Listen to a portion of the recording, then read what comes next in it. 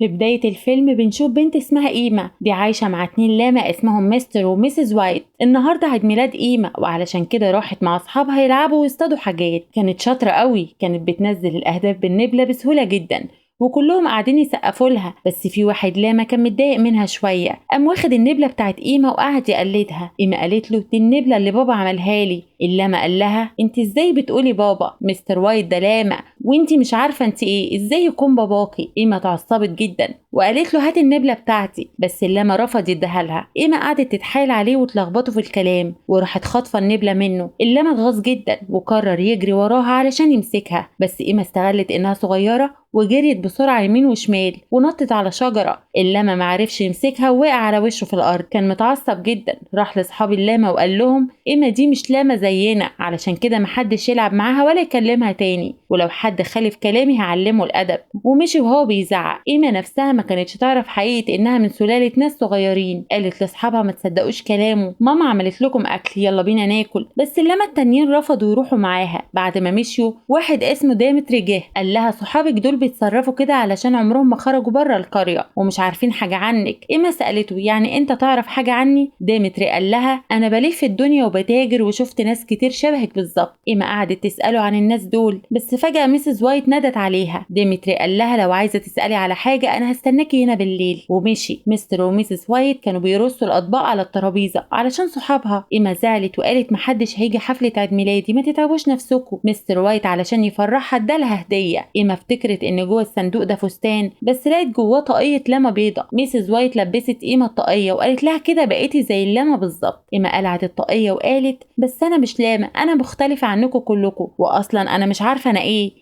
حتى عيد ميلادي مش النهارده، انا جيت ليكوا في اليوم ده. ميسيس وايت قالت لها الكلام ده مش فارق معانا، احنا حبيناكي وهنحبك على طول، انتي بنتنا. ايما سالت يعني بجد لقيتوني مرميه على شط البحر وعمركم ما شفتوا حد زيي؟ ميسيس وايت قالت سامحينا بس عمرنا ما شفنا حد زيك فعلا. ايما قالت بره في واحد غريب بيقول انه شافنا ازاي في المدينه. مستر وايت قالت ما ينفعش نصدق الغرباء دول، بيكدبوا علشان مصلحتهم. ايما زعلت جدا وراحت نامت على السرير، بس ما كانش جايلها نوم، كانت عايزه تعرف حقيقتها، علشان كده نزلت من الشباك في نص الليل وراحت لديمتري علشان سألته ممكن تقولي الناس اللي زي عايشين فين؟ ديمتري قال لها لو عايزة تعرفي الحقيقة بجد يبقى لازم تشوفيها بنفسك. إيما ما كانتش فاهمة هو بيتكلم عن إيه. فجأة ديمتري مسك إيما وحطها في شوال وقال لها لما بيعك في المدينة هاخد فلوس كتير. من الناحية التانية بنشوف عالم اسمه إدوارد وولف ومعاه صاحبه ساشو، الاتنين رايحين الأكاديمية الملكية في المدينة. هناك كان في بروفيسور لإدوارد اسمه نيكولاي، كان مستنيهم. قال له النهاردة يوم مهم جدا بالنسبة لك وعلشان كده جيت. إدوارد اتبسط جدا ودخل علشان يعرض البحث بتاعه على دكاترة الأكاديمية. رسم على السبورة رسومات لناس صغيرين وقال كلنا عارفين إنه على مر العصور كائنات كتير اتولدت وماتت في الدنيا دي، وأنا متأكد إن الكائنات دي كانت موجودة زمان ولقيت ليها دليل في الكتب القديمة. بروفيسور كيت قالت له احنا علماء ما ينفعش نصدق القصص من غير دليل مادي، مش هنصدقك. ادوارد وراهم شوية احجار عليها اثار ايدين صغيرة ورسومات. ادوارد قال الكائنات دي كان عندها 5 صوابع، علشان كده انا سميتهم وحوش ال5 صوابع. كانوا بيستخدموا صباعهم الخامس في الرماية بالقوس والسهم، وحتى جسمهم ما كانش عليه فرو زينا. بالرغم من كده الدكاترة ما كانوش مصدقين ان في حاجة اسمها وحوش ال5 صوابع. ادوارد وراهم هيكل عظمي، كلهم اتصدموا لما شافوه، بس لما عرفوا ان وحش ال5 صوابع جوه بطن الهيكل العظمي التاني اتضايقوا. فجأة الهيكل العظمي بتاع وحش ال5 صوابع طلع من الهيكل التاني. بروفيسور جود قال البروفيسور نيكولاي ليه مكانة كبيرة في الأكاديمية دي وهو المشرف بتاعك، واحنا شفنا البحث بتاعك علشان خاطره، بس مش معنى كده انك تضيع وقتنا بحاجات تافهة زي دي. لو لقيت وحش ال5 صوابع عايش هنديك جايزة أعظم اكتشاف. ادوارد حاول يشرح لهم بس طردوه بره، فزعل جدا ونيكولاي قعد يهديه. ديمتري جه لساشو وقال له عندي حاجة هتفرحك قوي. ساشو قال له المرة اللي فاتت بعتلي ريشة فرخة وقلت لي دي ريشة طائر الفينيق، أنا مش واثق فيك تاني. ديمتري قعد يتحايل عليه لحد ما وافق ووراه قيمة اللي كان حابسها في قفص. ساشو اتصدم لما شافها وقال شبه اللي ادوارد كان بيقول عليهم في البحث بتاعه بالظبط، وراح يتفق مع ديمتري على سعر قيمة علشان يشتريها. نيكولاي قال لادوارد لو الدكاترة مش مصدقين كلامك ليه ما تدورش على وحش ال5 صوابع عايش، انا متأكد انك هتلاقيه. ادوارد قال له انا خيبت املك، بس المرة دي هعمل أي حاجة علشان ألاقي الوحش ده. أنا وساشو هنروح ندور عليه وهنرجع قبل ما الاحتفال يبدأ. وراح لساشو. ساشو وراه إيما اللي كانت محبوسة في القفص. إدوارد اتصدم وقال لديمتري يخرجها من القفص. ديمتري قال له ما ينفعش تخرجها كده بمزاجك، لازم تدفع ثمنها الأول. إيما اتغاظت جدا ومسكت ودن ديمتري وقالت له أنا مش ملكك علشان تبيعني. إدوارد دفع الفلوس لديمتري علشان يخرج إيما من القفص، بس إيما هربت. إدوارد وساشو جري وراها بس هربت منهم ودخلت جوه مجاري. هناك قابلت سلحفاة اسمها نيوتن. نيوتن كان خايف من إيما فعلشان كده عمل خيال على الحيطة على شكل وحش علشان يخوفها ويمشيها من هنا، بس إيما ما كانتش خايفة منه وراحت ناحيته. نيوتن سلم على إيما بس كان عنده دراع ميكانيكية فبعدت عنه. نيوتن ورى إيما الحاجات اللي بيعملها وإيما اتبسطت. فجأة إدوارد وساشو وصلوا. إيما افتكرت إنهم هيأذوها علشان كده أخدت نيوتن وهربت من هناك. إدوارد وساشو جري وراهم بس نيوتن وقعهم في الفخاخ اللي عملها وهرب، بس خبط في إيما والدراع الميكانيكية بتاعته ضاعت. قعدوا يدوروا عليها يمين وشمال. لقت عصفورة ماسكة الدراع بمنقارها. إيما طلبت منها الدراع بس العصفورة رفضت تديهولها وطلعت على شجرة. إيما عملت نفسها عصفورة بورق الشجر وراحت ناحية العصفورة علشان تاخد منها الدراع، بس ورق الشجر وقع على راسها والعصفورة عرفت حقيقتها وهجمت على إيما وقعتها من على الشجرة. فجأة ظهر دب. العصفورة خافت جدا من الدب ده والدراع وقع من بقها. الدب قال أنا كنت باجي أتمشى مع أصحابي الجداد في الغابة ومشي من هناك. إيما ادت الدراع لنيوتن وقالت له أنا آسفة بيتك اتدمر بسببي. نيوتن قال أنا مخترع ممكن أعمل الحاجات دي تاني عادي فما تقلقيش. الدب شاف صداقتهم وقال لهم عن نادي الحيوانات اللي عامله في الغابة. إيما ما كانتش عايزة تدخل النادي وراحت ماشية مع نيوتن. الدب اتغاظ جدا وإيما خافت منه ووقفت تسمع كلامه بهدوء. إدوارد وساشو كانوا بيتصنطوا عليهم من بعيد بس الدب مسكهم ودخلهم النادي بتاعه وغصبهم يسلموا على إيما ونيوتن. إيما ما كانتش عايزة تسلم على إدوارد بس ما كانش عندها حل تاني علشان كده سلمت عليه وهي متضايقة. الدب ادى إيما صفارة خاصة وقال لها لو حصل لك أي خطر صفري بس الصفارة دي، أعضاء النادي هيساعدوك على طول. إيما مشيت مع نيوتن وساشو راح يمسكها بس إيما ورته الصفارة ووقفته وقالت له لو حاولت تضايقني تاني هنده الدب وهعلمك الأدب. إدوارد قال أنا عالم ومش عايزين نأذيكي، لو جيتي معانا هخليكي مشهورة والبحث بتاعي هيتأكد.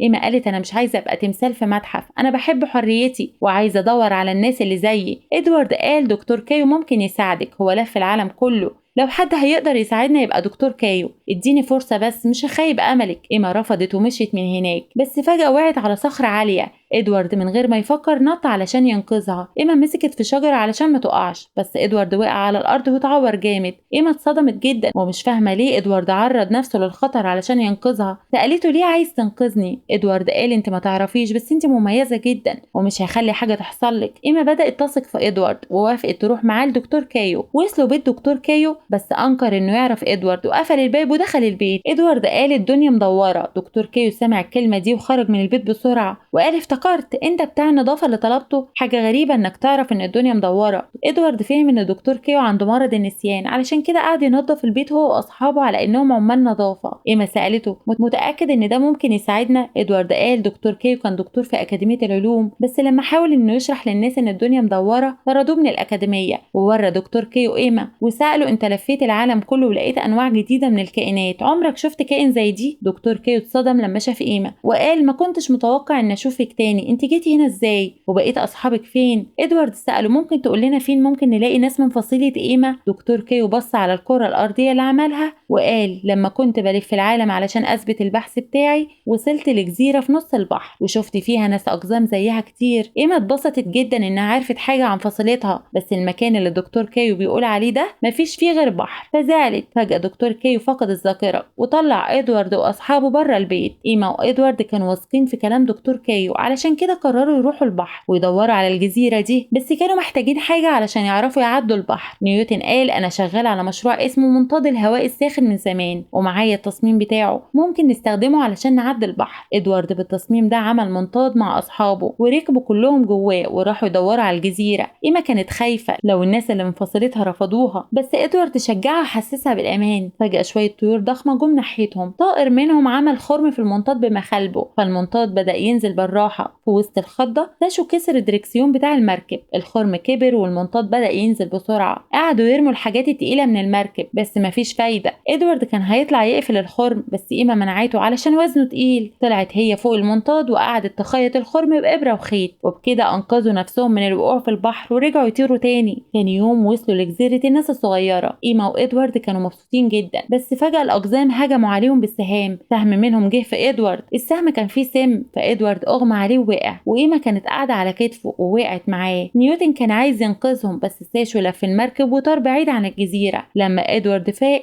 لقى الناس الصغيرة مربطاه، بس كانوا سايبين إيما حرة. حاولت تشرح لهم بس الأقزام ما سمعوش كلامها وأخدوهم هما الاتنين للملكة بتاعتهم. إدوارد اتصدم من الحاجات اللي شافها حواليه وكان مبسوط جدا لانه هيقدر يثبت البحث بتاعه قدام الناس. الملكة سألت ادوارد عرفت عننا ازاي وانتوا جايين ليه اصلا؟ قال لها ايما كانت عايزة تلاقي الناس اللي منفصلتها، وانا عالم كنت عايز اثبت البحث بتاعي، علشان كده جينا لهنا. قعد يسأل الملكة عن طريقة معيشتهم وحاجات تانية، فالملكة اتضايقت وامرت الجنود يضربوه. ايما حاولت تمنعهم فالجنود مسكوها. ادوارد اتعصب جامد وقطع الحبل اللي كان مربوط بيه، كلهم خافوا منه والملكة داست على زرار ووقعوا هما الاتنين في حفرة عميقة. فجأة ساشو هجم على الناس الصغيرة ومسك الملكة وصحابها في شوال. إيما اتغاظت جدا وقالت له يفكهم، بس ساشو رفض يفكهم وقال لإدوارد نيكولاي دفع لي فلوس علشان أجي معاك وأقبض على الناس الصغيرة دي بالذات، ودلوقتي هبقى غني بيهم، ومشي من هناك. إدوارد قال أنا كنت فاكر نيكولاي ده إنسان كويس بس من الأول كان بيستغلني. إيما قالت أنا اللي غلطانة، لو ما كنتش أصريت إن أدور على الناس اللي منفصلتي وسمعت كلام بابا وماما ما كانش ده حصل. فجأة نيوتن وصل وبيدرعوا الميكانيكية طلعهم من الحفرة، وقال ساشو رماني في البحر وسمك القرش هجم عليا بس انا قدرت اهرب من سمك القرش بسرعه بدراع الميكانيكيه وجيت الجزيره. ساشو هرب بالمنطاد بتاعنا واخد الملكه واصحابها. انا ممكن اعمل منطاد تاني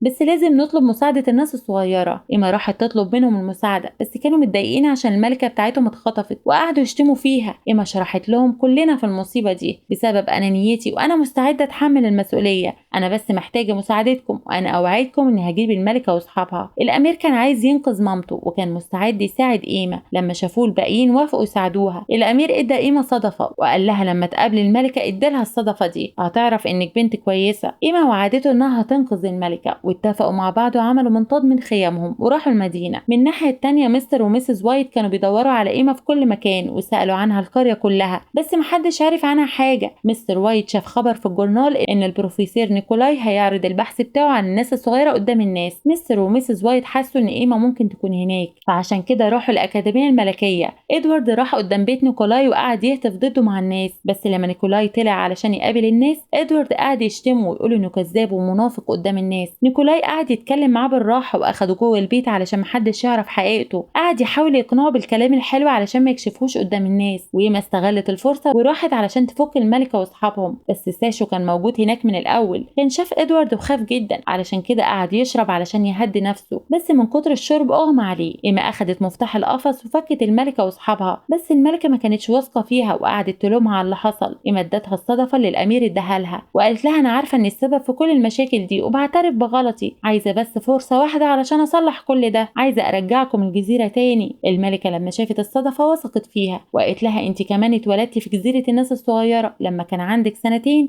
جه بروفيسور اسمه دكتور كايو الجزيرة، جريت وراه علشان أمسكه بس هرب علشان ينقذ نفسه، وأنت كمان كنت موجودة على المركب بتاعه ومشيتي معاه. إيما افتكرت أيام طفولتها وإنها كانت على مركب بس فجأة البحر اتقلب وعاصفة خطيرة حصلت فالمركب غرقت وإيما كانت مرمية على شاطئ وهمهم عليها. في الوقت ده مستر وميسز وايت شافوها واخدوها معاهم البيت، بس فجأة ساشو فاق وحبس إيما في القفص تاني وكان هياخد القفص ويروح لنيكولاي، بس إيما مسكت عصاية الملكة وضربت صوابعه بيها فالقفص وقع من إيده وإيما واصحابها قدروا يخرجوا من القفص. إدوارد مسكهم وحطهم في شنطة علشان يهرب بيهم من هناك، كان هيعديهم على خشبة طويلة علشان يقدروا يهربوا بس نيكولاي مسك الخشبة وقعد يهزها جامد فالشنطة وقعت منه. إيما شافت أبوها وأمها والدب من تحت فصفرت بالصفارة وطلبت المساعدة من الدب بعت العصفورة علشان تساعدها وإدوارد والشنطة وقعوا تحت، بس إيما خرجت من الشنطة وقعدت تقع بس العصفورة لحقتها في الوقت المناسب وأخدتها على ظهرها وطارت. نيكولاي كان هياخد الشنطة من إدوارد بس الدب وصل هناك وإدوارد استغل الفرصة وهرب من هناك.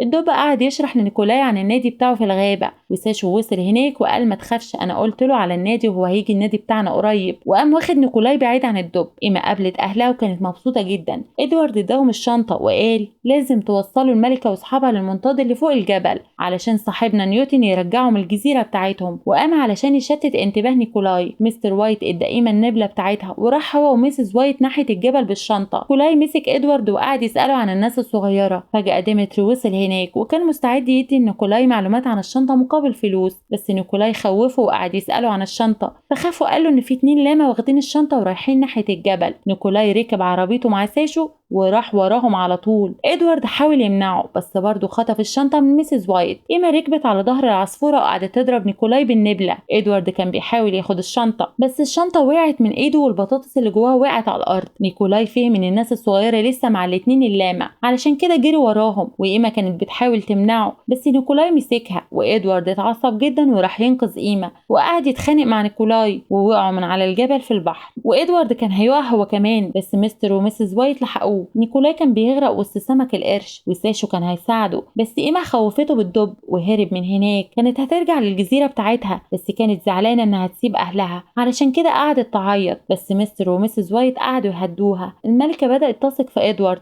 علشان كده سمحت له انه يجي الجزيرة بتاعتها، وركبوا كلهم المنطاد وراحوا الجزيرة. وبكده بيكون خلص الفيلم. يا ريت لو عجبكم الفيلم ما تنسوش تحطوا لي لايك للفيديو وتشتركوا في القناة عشان يوصلكوا كل الحاجات الجديدة اللي بعملها.